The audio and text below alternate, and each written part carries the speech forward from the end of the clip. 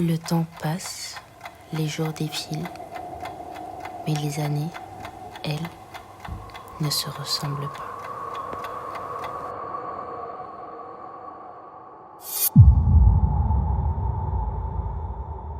Hello les gars, aujourd'hui on se retrouve pour une nouvelle vidéo, donc première vidéo de l'année 2026. Donc qu'est-ce qu'on va faire? Un récap de l'année 2025.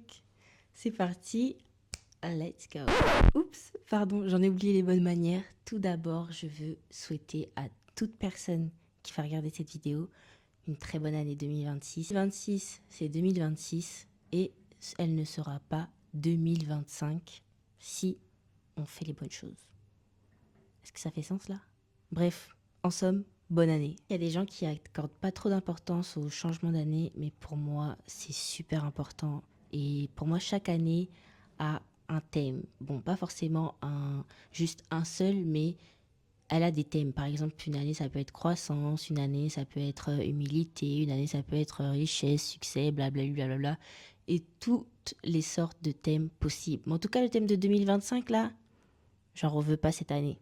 Que 2025 reste en 2025 et que 2026 soit 2026 une année rayonnante, une année de succès, une année de grâce, une année de lumière. Que des bonnes choses, que des bonnes choses.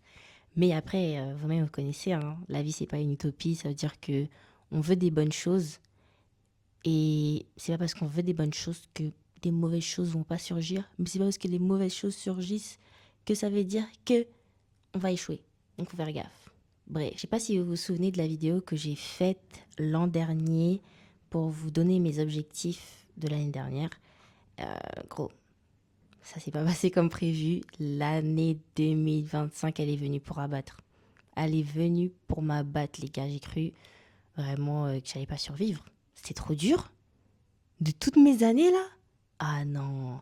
Il y avait des bons côtés, mais les mauvais côtés, ils étaient là, quoi. Ils voulaient montrer qu'ils sont venus pour faire quelque chose. Je dis ça avec le sourire maintenant parce que, thank God, aujourd'hui ça va mieux. Mais quand j'étais dedans, je peux vous assurer que j'avais pas la banane. Hein. Je souriais pas. Moi, je rigole pas. J'étais comme ça. Ou comme ça. Ou comme ça. Ou comme ça.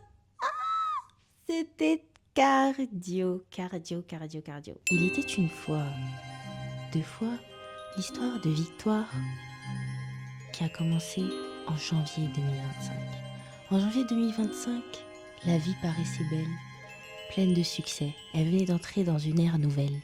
Une nouvelle saison, elle venait d'avoir son appartement, son indépendance et était en CDI.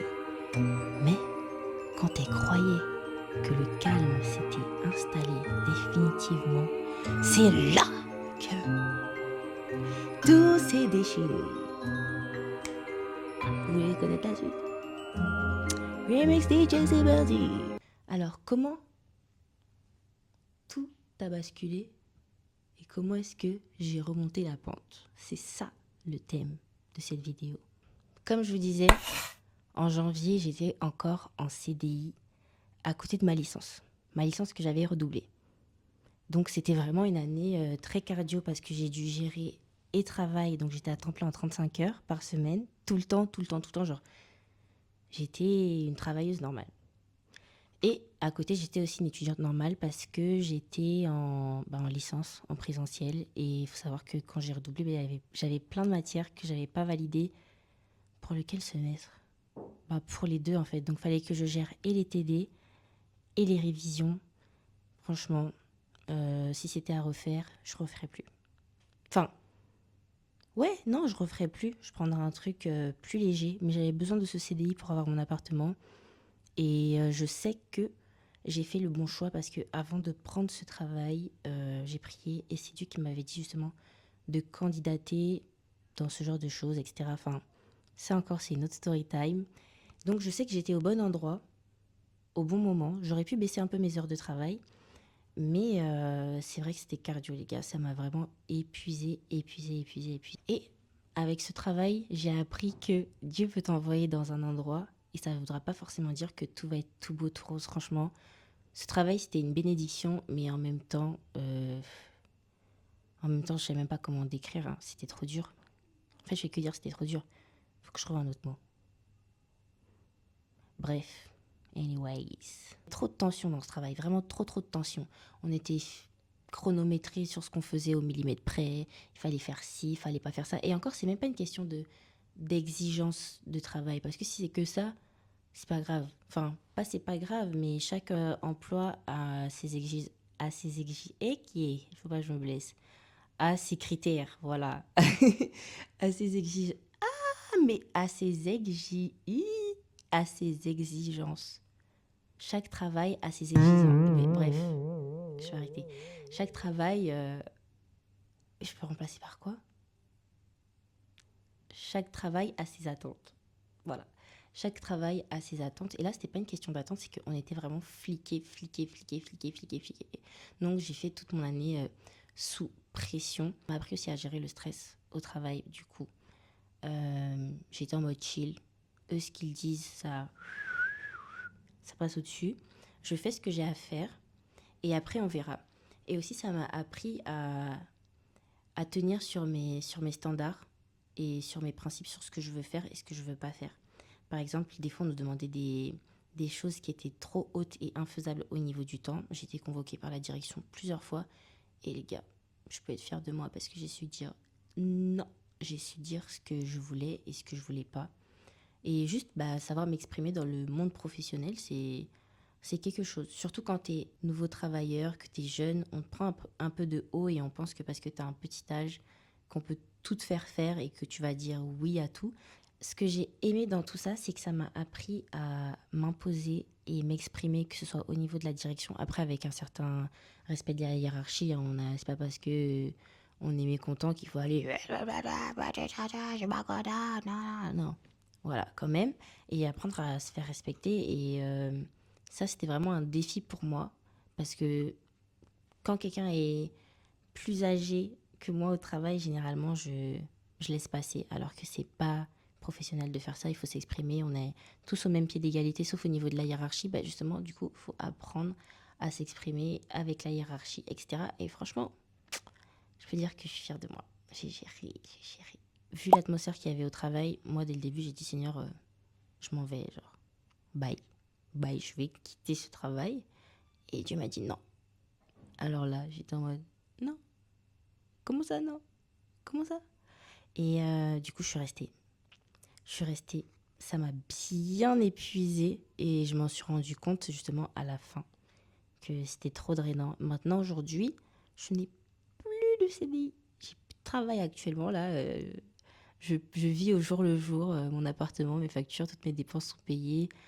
Je dirais pas forcément à temps, parce que c'est vrai que j'ai de la marge, des économies, etc. Mais je pioche même pas dedans. Du coup, je fais intérim, etc. Où je suis aussi en freelance dans la restauration. Et ça se passe bien. Vraiment, quand on dit suivre les plans de Dieu, c'est le meilleur. J'ai attendu que Dieu me donne son accord pour partir de là-bas. Et quand ça s'est fait, j'étais en mode, waouh, merci Seigneur. Genre, jusqu'à maintenant, aujourd'hui, j'ai même plus peur du manque parce que je me dis, non Seigneur, je repars plus dans un CDI pour l'instant. Là, j'ai besoin de au moins une année à blanc, vivre au jour le jour. Et le reste, on verra quoi. Et donc 2025 sur le plan financier, c'était une bonne année.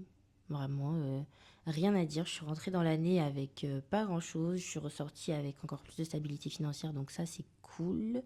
Vraiment, remettre ses finances à Dieu et savoir comment faire les choses et attendre les bonnes opportunités, c'est vraiment le conseil que je pourrais donner et la meilleure chose à faire.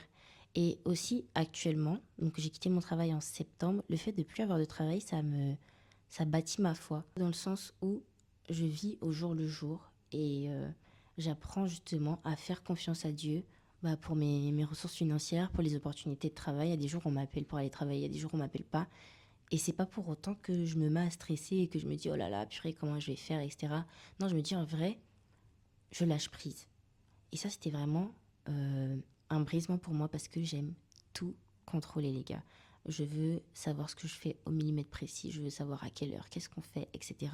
Donc en fait, 2025, c'était très inconfortable pour moi parce que je ne gérais rien du tout. Vraiment, c'était une année où j'avais l'impression d'avoir les yeux bandés. Je voyais sur le court terme et je voyais plus sur le long terme. Et donc vraiment, je me sentais comme si l'eau me submergeait en fait. Donc toute ma façon de faire, tous mes réflexes, et ben c'est comme s'ils n'existaient plus parce qu'ils n'étaient pas à jour pour ce que je vivais. Donc ça vraiment c'était aussi challengeant. Voilà, c'était une année vraiment de challenge. Et comme on dit aussi dans le jargon, de brisement. Parce que ça brise, ça casse toute ta façon de faire pour t'en apprendre de nouvelles. Donc vraiment, c'était une année aussi où j'ai dû apprendre à m'adapter. Donc ça, c'est cool. Et que ce soit une leçon qui soit vraiment ancrée en moi dans le sens où je veux pas dépendre de ce que je fais, mais vraiment vivre par la foi. Et genre, c'est pas parce que j'ai, je sais pas, je dis un exemple, hein, c'est pas vrai, où j'ai 25 000 euros sur mon compte que je me dis, bon, bah, je compte sur les 25 000 et pas sur Dieu. En fait, la frontière, elle est limite parce que des fois, tu peux te dire, j'ai pas peur parce que je sais que j'ai autant de ressources derrière. Sauf qu'il faut pas se dire, j'ai pas peur parce que j'ai des ressources derrière. Non, il faut se dire, j'ai pas peur parce que je sais que Dieu est avec moi. Et là, c'est comme ça que je vis. Je me dis, j'ai pas peur parce que je sais que Dieu pourvoit mes besoins et qui sait qu'il faut que je paye mon loyer, que je paye mes charges, que je paye mes courses, etc. Donc les choses vont se faire au bon moment. Et vraiment, j'ai vu la main de Dieu pendant toute l'année, au bon moment, quand il le fallait. Et j'ai vraiment manqué de rien du tout, les gars. Je suis même partie en vacances, j'ai acheté plein de trucs, je me suis fait plaisir, je me suis pas privée. Je me suis dit, bon, comme je vais habiter toute seule, il y aura des choses que je vais moins faire, j'aurais moins de budget. En vrai, je ne savais pas comment est-ce que j'allais vivre pendant l'année. Et franchement, c'était hyper chill, quoi. Tant que tu sais gérer tes ressources, t'es pas trop dépensière. Et puis tu vois quels sont tes besoins, quelles sont les choses que tu as besoin de faire. Aussi aider les gens, etc. Enfin, vraiment, donner une direction à ses finances. Et pas juste me dire que je veux de l'argent pour avoir de l'argent. Et ça m'a vraiment enlevé un poids des épaules. Et de deux, je vous avais dit dans l'autre vidéo que je voulais être moins cupide.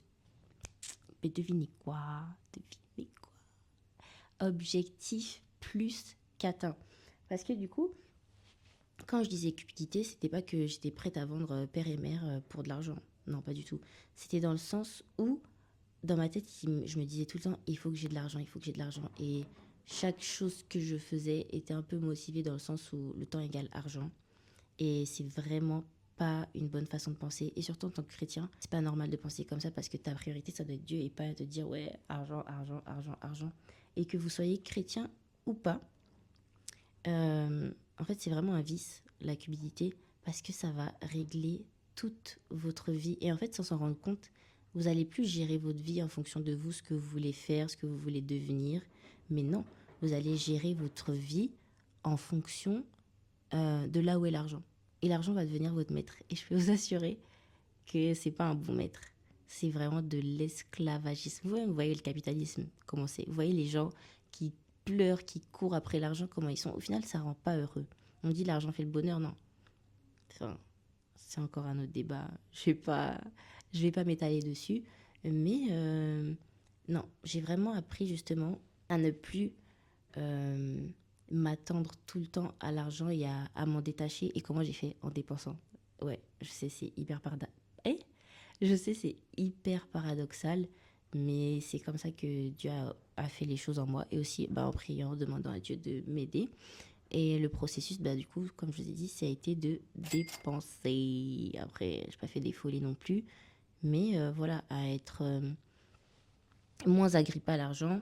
Et aussi ce truc de lâcher prise. En fait, tout ça, c'est à cause du manque de lâcher prise. Et aussi, du coup, ça traduit un manque de foi, en vrai, dans le fond. Quand je vous disais que l'argent aussi contrôlait mon temps, dans le sens où, quand je ne faisais rien, je me disais, purée, là, ça aurait pu être une journée où je travaillais et j'allais gagner temps et j'allais faire ci et j'allais faire ça.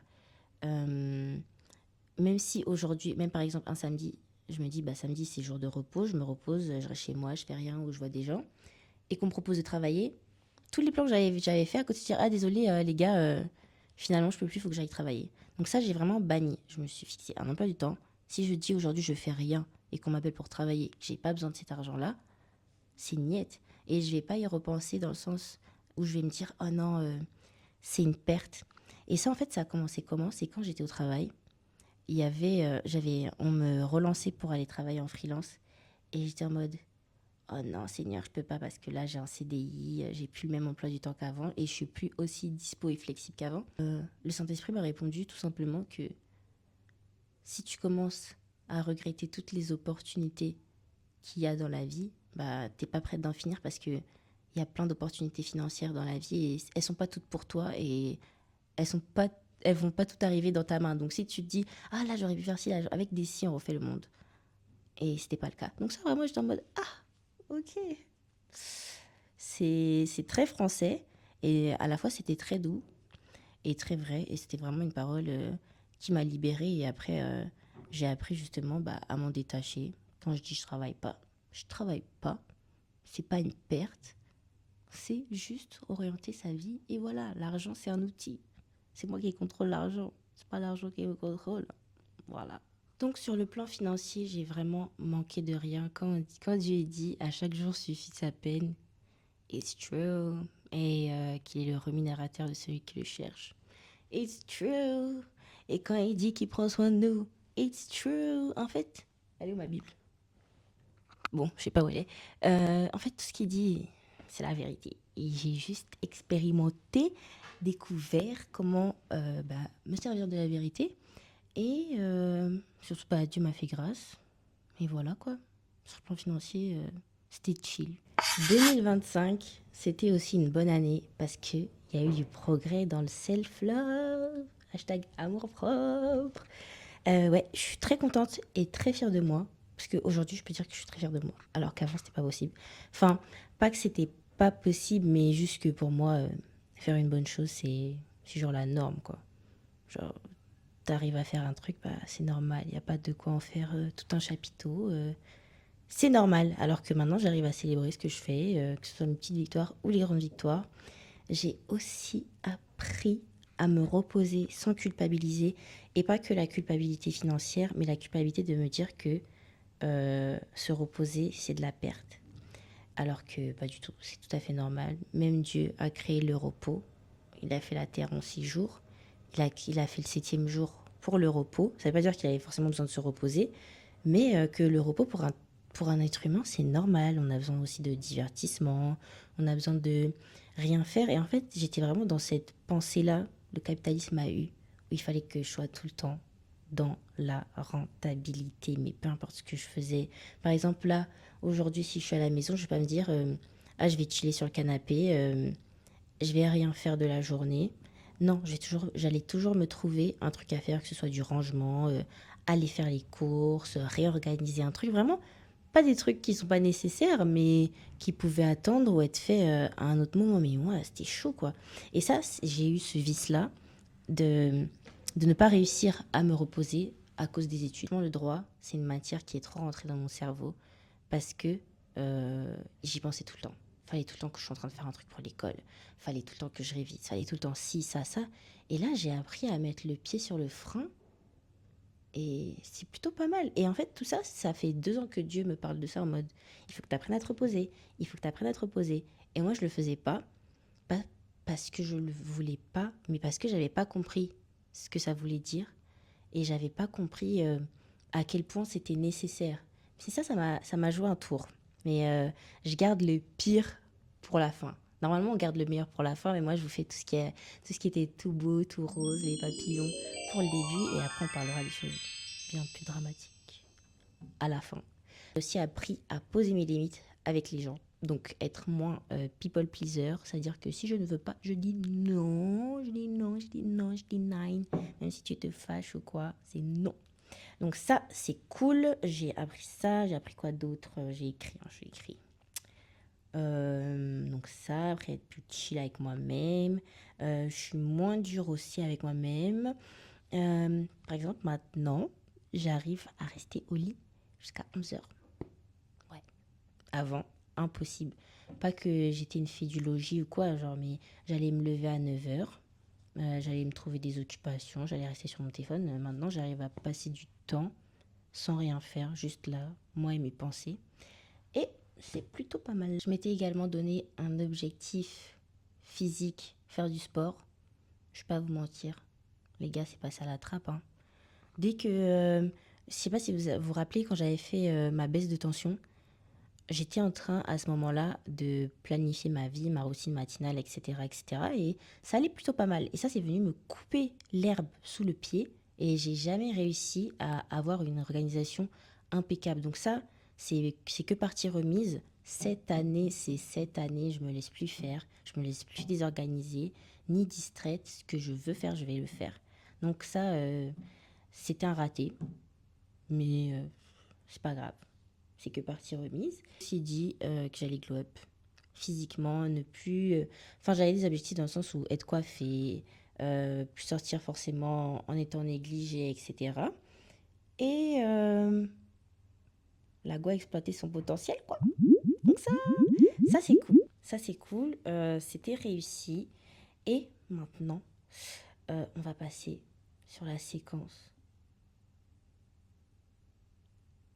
On va passer sur la séquence dramatique. Ok. Attachez vos ceintures parce que c'est là, c'est dans la souffrance des fois que on apprend les plus grandes leçons de nos vies. Donc, attachez vos ceintures parce que ça va pleurer. Non, je rigole. Ça va pas pleurer, mais sur le plan émotionnel, cette année, elle était là. Gang, gang, gang. C'est là maintenant que ça va vous parler. Ou pas. Je sais pas si j'ai été la seule, mais moi, je me suis sentie sous l'eau de janvier jusqu'à... C'est quand je me suis sentie mieux? Jusqu'en décembre. Les gars, c'était chaud. Chaud. Chaud. Mentalement et spirituellement. Franchement, j'ai appris tellement de choses que là, je me suis dit, en fait, des fois, on souffre pour rien, quoi. Des fois, on souffre alors que la clé, elle est dans nos mains. Et on est là, on subit des trucs bêtement. Et ça, je veux plus. En tout cas, 2026 et 2026, vous tirez, on tire. Je vais vous expliquer maintenant pourquoi. Ce qui est bien quand tu es enfant de Dieu, c'est que tu as beaucoup d'avantages.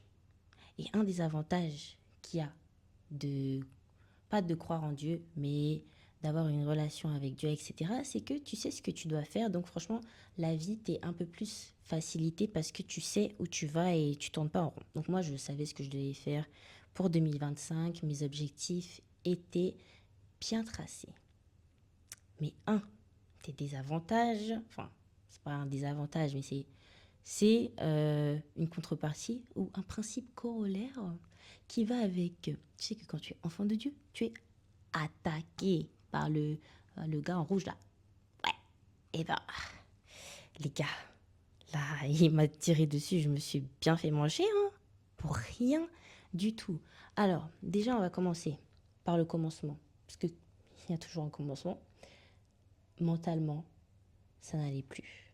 Je me sentais tout le temps, tout le temps, tout le temps, tout le temps, tout le temps triste. Bon, tout le temps...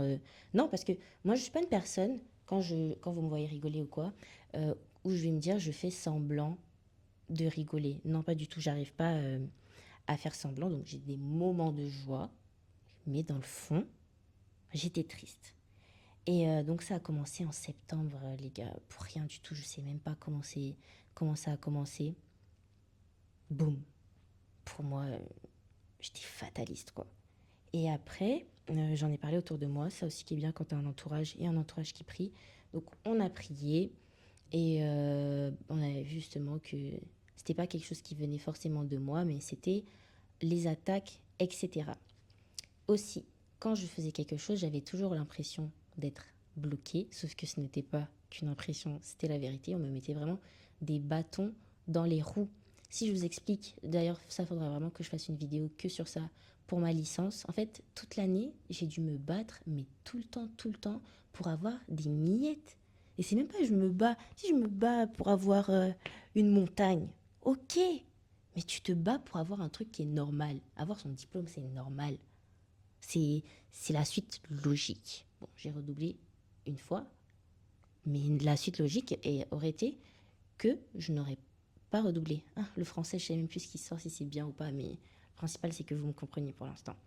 Donc, j'ai déjà redoublé ma L3. Donc là, je repassais ma L3. Et je savais qu'il fallait que je fasse gaffe, que je sois concentrée et que je sois sur mes appuis et que je prie, blablabli, blablabla. Dieu m'avait dit que j'allais réussir. Donc pour moi, à partir du moment où Dieu me reconfirme que je vais réussir, mais frère, easy peasy, finger in the nose comme on dit. Moi je me suis dit la vie est belle, mais archi pas, archi pas. Je l'ai appris d'une façon vraiment brutale.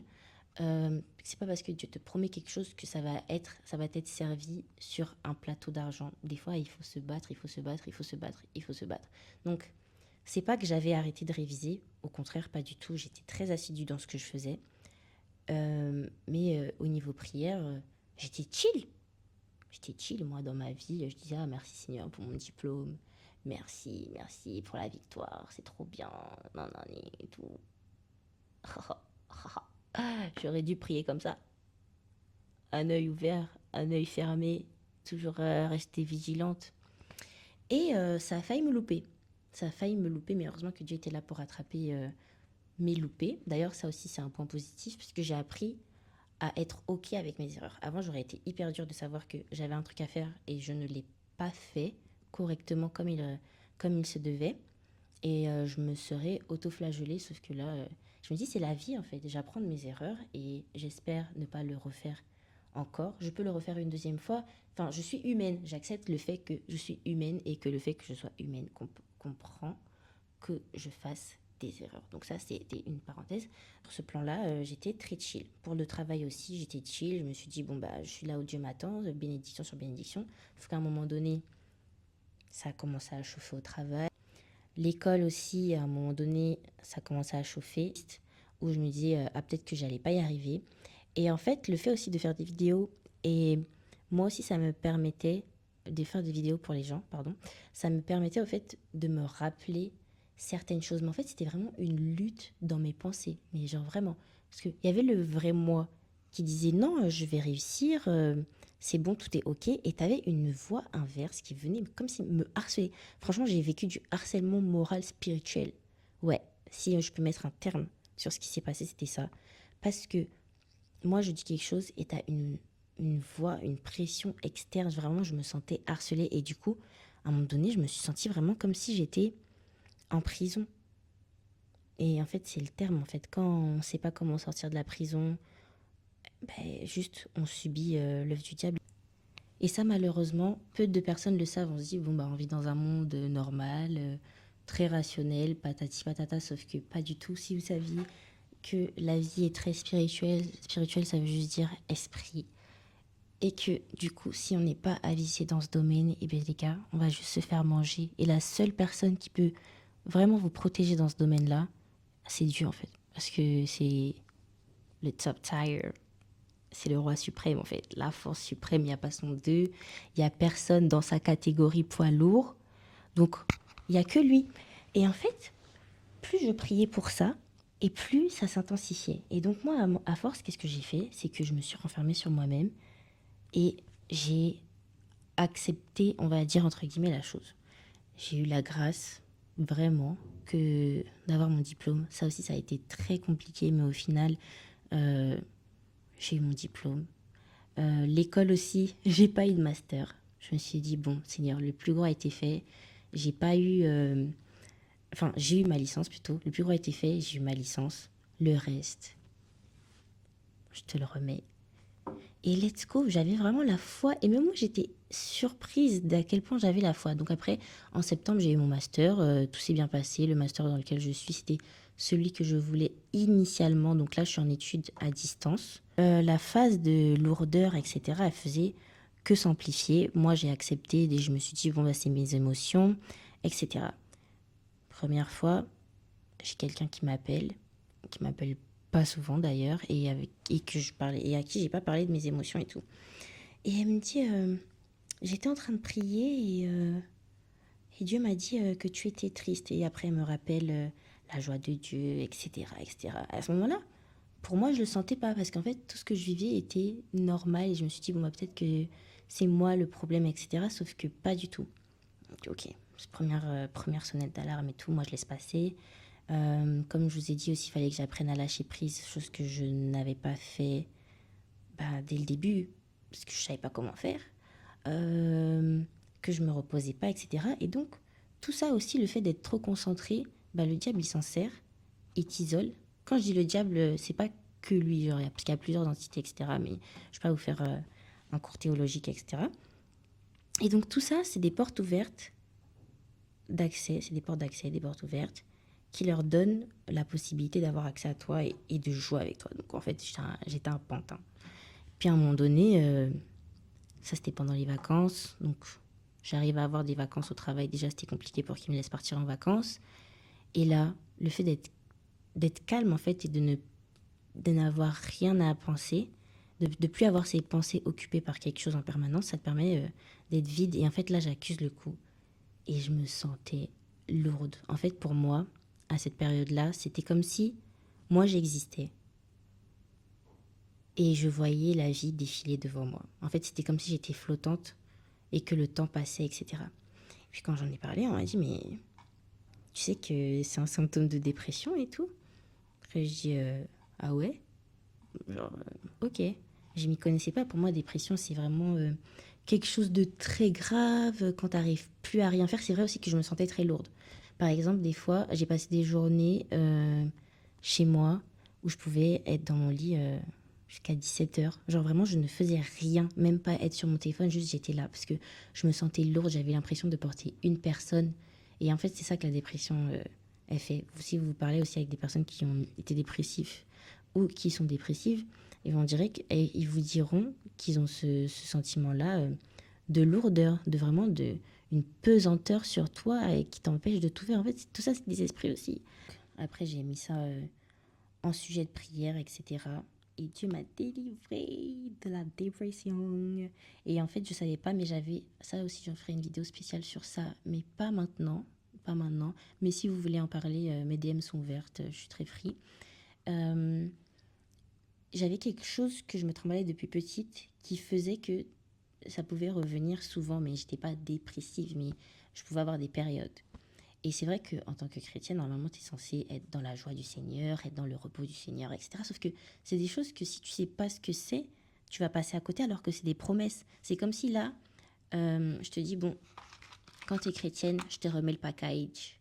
Là, c'est tous tes droits qui sont dedans. Attendez, faut pas que je fasse une bêtise. Et là, tu as tout ça. Tu as plein de trucs. Donc là, tu as quoi? On va dire là, tu as l'amour, là, tu as la joie, tu as la paix, tu as la force, tu as la sécurité. Mais si tu sais pas que dans ça, tu as tout ça, et ben tu vas juste passer à côté et les gens, et, et tu vas pas savoir t'en servir et en fait tout ça c'est tes armes et du coup tu vas juste te faire avoir à chaque fois, à chaque fois, à chaque fois. Et donc tout ça, cette lourdeur-là, ça m'a empêché de réaliser ce que je voulais vraiment faire en fait parce que j'étais passée en état survie et ça a aussi impacté ma relation avec Dieu dans le sens où je me dis, ah là là, Seigneur, j'ai vraiment besoin de toi. Mais ça tarde, ça tarde, ça tarde, ça tarde. Qu'est-ce qui se passe? Et du coup, je commençais à m'impatienter. Et c'était vraiment une période très particulière. Je ne saurais pas vraiment décrire, mais tout ce que je peux dire, c'est que vraiment, quand ça va pas, parlez-en autour de vous. Ne vous mettez pas dans un coin. Parce que la ruse du diable, c'est vraiment d'isoler les gens. Et après, il peut faire tellement tout ce qu'il veut avec vous. Et je me dis, j'ai vraiment eu la grâce que Dieu soit là et qu'il ait mis des gens autour de moi pour veiller sur moi parce que je sais pas où je serai aujourd'hui. Je ne dis pas suicide, etc. Hein. Non, pas du tout. Mais je serais vraiment une loque, je pense. J'aurais plus autant de force. Ma joie aussi, elle serait vraiment partie. Enfin, il m'aurait juste tout vidé. Et là, maintenant, je suis hyper en colère. Je me dis, c'est pas possible de se faire avoir comme ça en permanence. Non, les gars, faut qu'on se réveille, faut qu'on se lève, faut qu'on sache que dans notre package Dieu là, il y a tout ça. Et que c'est pas pour faire joli, pour faire la déco, mais stand up. Like, si il tire, je tire. Et il n'y a pas à m'avoir comme ça. Donc là, non, c'est pour ça que je suis en mode 2026 sera une bonne année. Parce que maintenant, j'ai plus de recul sur certaines choses. Et je sais à peu près comment ne pas me faire avoir. Après, il faut pas aussi être là en mode à se dire, ah bah c'est bon, j'ai déjà vécu ça une fois. Maintenant, c'est chill, je connais les ruses. Parce qu'il y a toujours de nouvelles tactiques, on découvre, etc. Et en fait, ah oui, ce qui m'a désorientée du coup avec Dieu, c'était le fait de me dire que j'avais Dieu, que je mène une vie droite et que le diable arrive quand même à m'avoir. Ça m'a vraiment marqué et vexée. Et c'est que maintenant que je me rends compte en fait que c'est tout à fait normal que Dieu aussi se sert de ces occasions pour nous forger et nous enseigner des trucs. Et même dans la Bible, vous voyez que quand Dieu donne la terre promise aux gens, ils ont toujours eu des combats avant. Des fois, ils ont perdu, ils se sont fait massacrer, etc. Et pourtant, ça ne voulait pas dire que Dieu n'était pas avec eux. Au contraire, Dieu était là. Mais ça fait partie du processus, ça fait partie du package. Donc, ne te dis pas que si je souffre, ça veut dire que Dieu m'a abandonné. Pas du tout. Ça veut juste dire qu'il y a quelque chose à comprendre. Il faut que tu comprennes comment sortir de là et qu'est-ce que Dieu veut t'enseigner. Parce que des fois, on est dans des souffrances qui font partie du chemin et que donc que Dieu a prévu, limité pour un temps, etc. Et c'est OK. Mais il faut aussi apprendre à patauger pendant ce moment-là et toujours apprendre aussi à être dans la joie, même dans le tumulte. OK. Point numéro 2, et aussi des fois, tu subis des trucs et que c'est pas du tout Dieu qui a voulu ça pour toi. Mais en fait, ça fait partie des circonstances, etc. Et si tu sais pas trancher, discerner si ce que tu vis est normal ou pas, là, c'est là que c'est fini. En fait, il y a tellement, tellement, tellement de choses à apprendre sur la vie. Et ça m'a vraiment mis une claque. Mais une grosse claque et une bonne claque. Donc, ça, c'était chill. Aujourd'hui, vraiment, je peux dire que, ouais, là, je suis free de tout ça, vraiment. Et que je me méfie, je veille. Et que tout est que... Et gloire à Dieu, hein. Gloire à Dieu. Maintenant, j'ai de la force, j'ai de la joie, c'est cool, la vie est belle. Et aussi, en fait, des leçons quand on a prié pour ça, que Dieu m'a délivré de l'esprit de la dépression, etc. C'était aussi qu'il fallait que j'améliore ma façon de voir les choses. Parce que moi, je me concentrais sur ce qui allait pas. Et en fait, il fallait vraiment avoir un cœur de gratitude, donc être optimiste au final. Et voilà, je sais pas comment vous expliquer, mais dès que Dieu a fait, c'est comme si tout dans ma tête avait été transformé et que maintenant je sais comment réagir. Après, il y a du travail de recherche aussi à faire à côté, mais c'était vraiment magique, entre guillemets. Et après, il faut savoir l'entretenir, blablabla. Mais ça, c'est encore un autre thème. En fait, il y a tellement de thèmes, les gars, on pourrait faire 10 000 vidéos. Donc ça, c'est cool. Ça veut dire que je pourrais faire plein de vidéos. Donc, abonne-toi, like cette vidéo, commente. Et si tu veux partager ton histoire, sens-toi libre en commentaire. Ou si tu veux discuter en privé, voici mon Instagram. Et voilà, donc ça, c'était un peu mon life update. Donc maintenant, actuellement, je suis en master, à distance, au chômage. Et j'ai pas eu mon chômage parce que j'ai démissionné parce qu'ils n'ont pas voulu faire de rupture conventionnelle au travail. Et c'est OK. C'est OK. Je vis très bien, grâce à Dieu. Et voilà. Et s'il y a une chose que je veux que vous reteniez, c'est que on peut très mal commencer son année. On peut très mal vivre son année. Et pour certains, on va dire que ça se passe sur une année, mais pour d'autres, ça, on parle de plusieurs années. Donc on veut dire qu'on peut très mal commencer sa vie, on peut très mal vivre son année, mais ça ne veut pas dire que c'est définitif. Pas du tout. Il ne faut jamais justement accepter la situation et se dire que je vais vivre avec. Non, il faut se révolter. Et il faut surtout mettre sa vie entre les mains de Dieu. Parce que sinon, on va juste tourner en rond, on va s'en sortir un temps et après ça va recommencer 10 fois pire. Mais en tout cas, ce que je sais maintenant, c'est qu'avec Dieu, il y a toujours une fin et il y a toujours espoir. Comme on dit dans la Bible, ou je sais pas si même si ça vient de la Bible, 100 jours pour le voleur, 1 jour pour le propriétaire. Ça veut dire que la vie, les esprits ou même les gens peuvent avoir abusé de toi pendant je sais pas combien de temps. Et il suffit qu'un jour, le propriétaire, donc Dieu, arrive et c'est fini. Tous les cafards là, ils vont partir et la situation, elle va s'inverser. Et que la vie, ok, elle n'est pas toujours toute belle, tout rose. C'est pas toujours... On n'a pas toujours les choses auxquelles on s'attend et ça ne vient pas toujours de la façon à laquelle on s'attend ou ça répond pas à nos exigences. Cette fois-ci, je l'ai dit. Mais c'est pas pour autant que c'est négatif. En fait, c'est vraiment une question de mindset. C'est une question de de perspective de comment est-ce que tu vois les choses. Il faut vraiment voir le verre à moitié plein plutôt qu'à moitié vide et apprendre justement à vivre dans les périodes compliquées. Donc voilà, en somme, c'est ça. Je vous ai déjà dit de vous abonner, de liker et on se retrouve pour d'autres vidéos sur différents thèmes, des vlogs, etc. Mais n'hésitez pas à interagir et je vous souhaite que des bonnes choses. Prenez soin de vous.